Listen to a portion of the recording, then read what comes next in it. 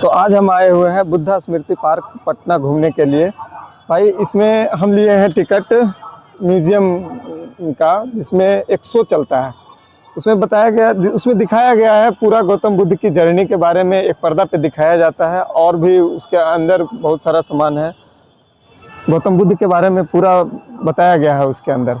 तो चलिए आज हम उसके अंदर जाएंगे और पूरा वीडियो आपको दिखाएंगे। ये है वहाँ म्यूजियम का एंट्री गेट, जहाँ पे देखिए एक पूरा, जहाँ पे एक है गौतम बुद्ध का मूर्ति है और ये गेट, यहीं से हम लोग एंट्री कर रहे हैं सभी लोग। इसका एंट्री टाइम हमेशा 45 में शुरू होता है, 9:45, 10:45 इसी के बीच शुरू होता है।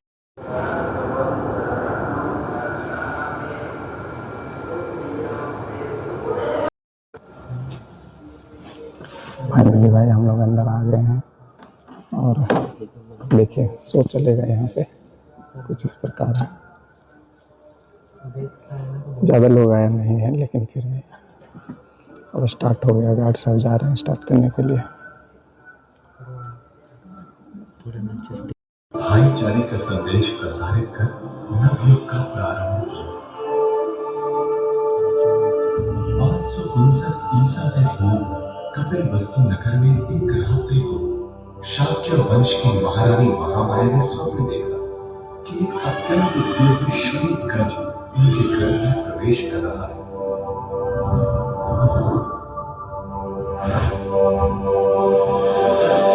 पश्चात वैशाखी पूर्णिमा को लुम्बिनी नामक स्थान पर गर्भवती रानी ने राजकुमार सिद्धार्थ को जन्म दिया। सप्तऋषि से सुंदर शिशु ने जब रखे 7 कदम, रोशन हुआ आसमां सारा, चरण चिन्ह पर गुंजे 7 पदम। जन्म के 5वें दिन महाराज शुद्धोधन ने राज्य के चारों ओर से 108 ज्ञानी पंडितों को आमंत्रित किया। आए हुए विद्वानों ने कहा कि अगर इस बालक ने सांसारिक दुखों को नहीं देखा तो ये परम यशस्वी सम्राट बनेगा, अन्यथा समाज से विरक्त हो संन्यास ग्रहण कर लेगा। 9 वर्ष की आयु में सिद्धार्थ को साधना में लीन देखकर महाराज चिंतित हुए और महल में ही विलासिता के समस्त साधन जुटा दिए। फिर भी सिद्धार्थ का मन विचलित रहा। ये देख उनके पिता ने बाल्यावस्था में ही उनका विवाह अत्यंत रूपवती राजकुमारी यशोधरा से करवा दिया। पर होनी को कौन टाल सकता है। 29 वर्ष की आयु में सिद्धार्थ को पहली बार महल से बाहर जाने की अनुमति मिली। राज्य से थोड़ी दूर जाने पर उनका सामना क्रमशः वृद्ध, बीमार, मृतक और एक भिक्षु से हुआ। ये दृश्य देखकर सिद्धार्थ के मन में अनेकों प्रश्न जागे। वृद्धावस्था टल न पाए, स्वस्थ काया कब रोगी बन जाए, मौत से कोई जीत न पाए और ये भिक्षु कहां चलता जाए। इन्हीं प्रश्नों से विचलित सिद्धार्थ ने निश्चय किया कि वे विलासिता को त्याग कर सत्य की खोज में निकल पड़ेंगे। आषाढ़ पूर्णिमा की रात्रि को वे अपनी पत्नी और पुत्र राहुल को छोड़ सत्य की खोज में निकल पड़े। अलोमा नदी पार कर उन्होंने अपने केश काट दिए और सन्यासी वस्त्र धारण कर लिया। वे दक्षिण दिशा में मगध की राजधानी राजगढ़ पहुंचे। महाराज बिंबिसार के अनुरोध पर सिद्धार्थ ने वचन दिया कि लक्ष्य प्राप्ति के बाद वे पुनः वापस आएंगे। अपनी खोज जारी रखते हुए गौतम 2 विद्वान ब्राह्मण अरत कलम और उद्दका राम पुत्र की शरण में जा पहुंचे।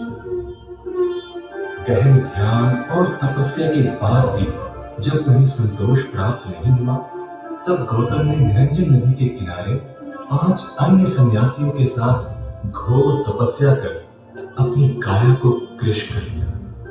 वो 6 वर्ष तक सत्य की खोज में भटकते हुए मृत्यु के बेहद करीब पहुंच गए।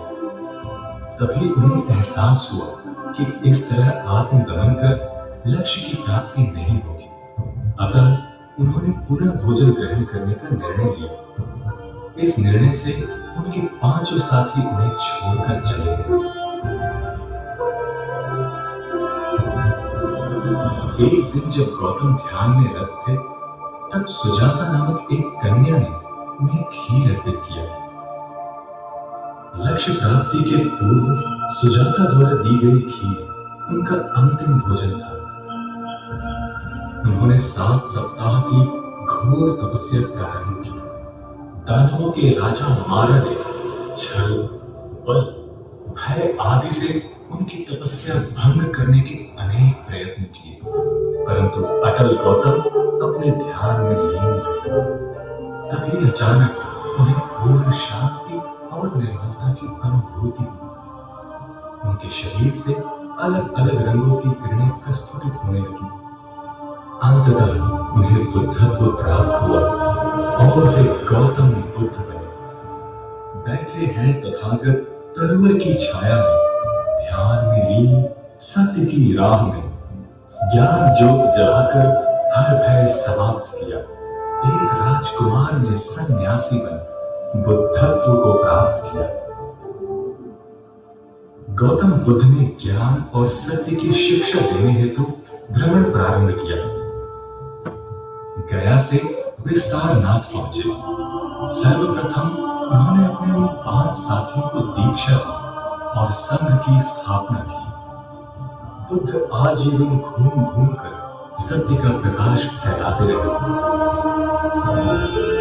अपनी यात्रा के दौरान जब वे मगध पहुंचे, तब महाराज बिंबिसार ने वेणुमन उन्हें उपहार स्वरूप अर्पित किया। उसके बाद वे कपिलवस्तु पहुंचे, जहां पर उन्होंने अपने पुत्र सहित समस्त परिजनों को बौद्ध धर्म की दीक्षा दी।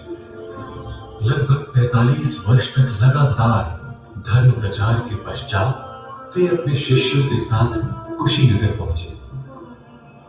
अपने शिष्यों को सदैव सत्य की राह पर चलते रहने का अंतिम उपदेश दे उन्होंने पूर्ण सचेतन अवस्था में अपना शरीर त्याग कर महापरिनिर्वाण को प्राप्त किया।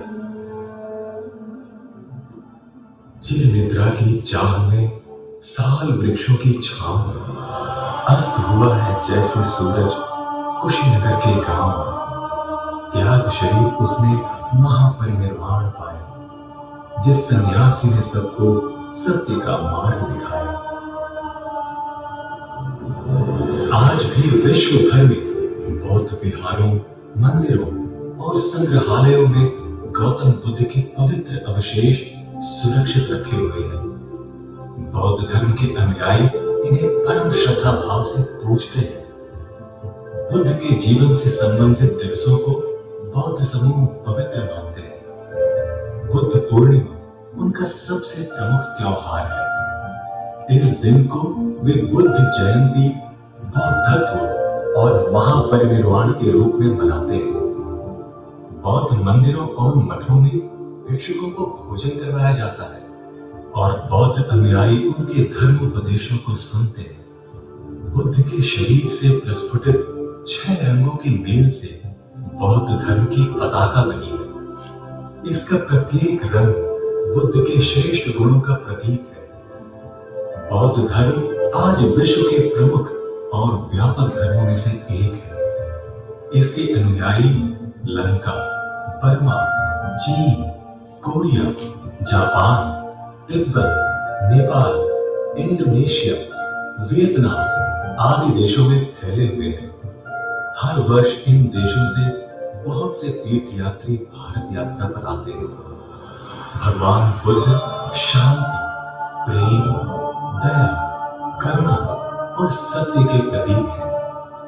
उनका ज्ञान, आत्मानुभूति और धर्म पालन के लिए एक शाश्वत मार्गदर्शक है। मानव युगों युगों तक उनके बताए हुए मध्य मार्ग पर चल के जीवन के परम सत्य को प्राप्त करेगा।